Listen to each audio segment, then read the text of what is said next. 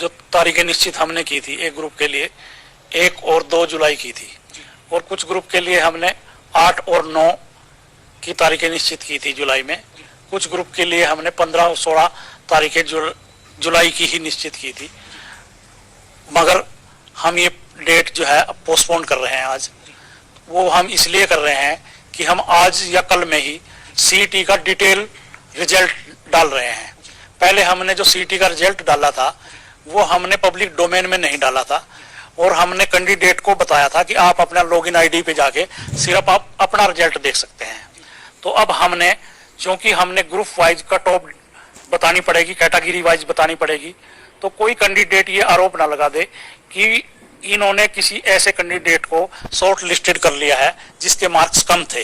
तो इस आरोप से बचने के लिए आयोग ने ये निर्णय लिया है आज ही कि हम जो एग्जाम की तारीखें हैं उनको पीछे ले जा रहे हैं, पोस्टपोन कर रहे हैं। डिटेल रिजल्ट हम डाल रहे हैं आज, और कट ऑफ बताने के बाद ही हम जो है अगली परीक्षाओं की घोषणा करेंगे। मुखर्जी साहब, ये तो आपकी जो ट्रांसपेरेंसी है उसका एक पार्ट हुआ, चूंकि आपने कहा कि कोई युवा आरोप ना लगा दे। युवा के आरोप से पहले ही आपकी जो ट्रांसपेरेंसी है उस लिहाज से भी सभी का रिजल्ट, डिटेल रिजल्ट सबके सामने होगा, तो कोई मुकदमा कोर्ट में नहीं जाएगा, कोर्ट में मुकदमेबाजी भी नहीं होगी, और युवाओं का जो स्थिति है वो भी क्लियर हो जाएगी। मतलब इसलिए ये फैसला लिया गया है। बिल्कुल बिल्कुल, आपने बिल्कुल सही कहा कि कोई कोर्ट में भी नहीं जाएगा, और ये आरोप भी नहीं लगाएगा कि पिक एंड चूज किया है। अब पब्लिक डोमेन में सारा रिजल्ट जानने से एक दूसरे का भी रिजल्ट पता होगा, और इसके साथ साथ हम उस रिजल्ट में सोशो इकोनॉमिक के नंबर जो कैंडिडेट ने क्लेम किए हैं वो भी बता रहे हैं सबको।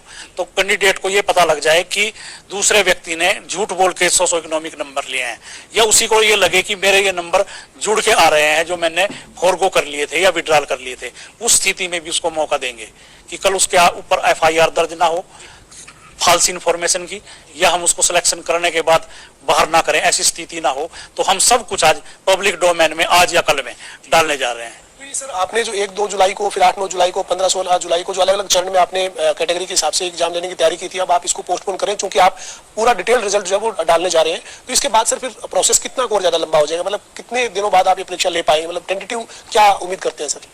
अब हमारा जो शेड्यूल बनेगा वो लगभग 15 और 16 जुलाई के बाद ही बनेगा।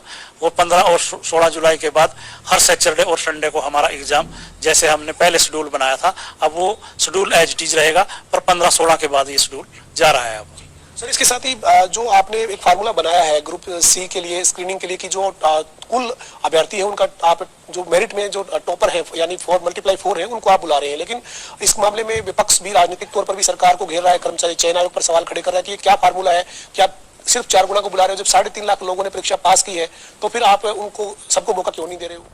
नहीं, ये तो सीईटी एक्ट का पार्ट है, जो इंस्ट्रक्शंस और एक्ट सरकार ने निर्धारित किए हैं हम तो उसके हिसाब से चलेंगे। सरकार ने जो एक्ट बनाया है हम तो फॉलो करना पड़ेगा ना वो।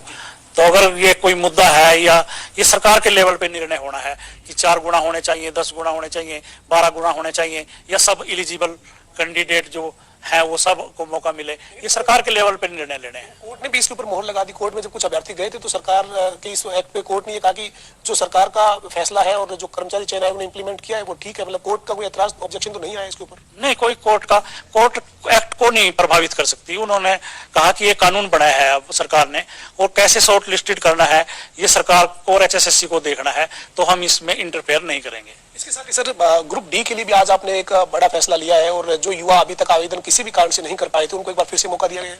हाँ, हमारी 26 डेट थी, वो हमने 10 दिन और बढ़ा के अब 6 जुलाई कर दी है, और कि जो बच्चे रह गए हैं किसी टेक्निकल वजह से या हमारी साइट बिजी होने की वजह से या कुछ करेक्शन उसने करना था उसकी वजह से, तो अब 6 जुलाई तक इस तरह के कैंडिडेट अप्लाई कर सकते हैं। जो ग्रुप डी के जो अभ्यर्थी है वो अब 6 जुलाई तक आवेदन कर सकते हैं, 10 तारीख तक वो फीस सबमिट कर सकते हैं, लेकिन ग्रुप डी का जो सीईटी है सर वो कब तक लिए जाने की उम्मीद करें? मतलब तैयारी जो कर रहे हैं उनको एक आपके माध्यम से बात जाएगी तो एक अवसर मिलेगा कि इतना समय है उनके पास तैयारी करने के लिए। सीईटी का एग्जाम NTA ने लेना है, और हमने NTA को मेल करके टेलीफोनिकली भी और लेटर लिख के भी ये कहा है कि हम सितंबर माह में डी ग्रुप का एग्जाम लेना चाहते हैं, आप डेट निश्चित करके हमारे बताएं ताकि हम कैंडिडेट को बताएं कि वो उस हिसाब से अपनी तैयारी करें।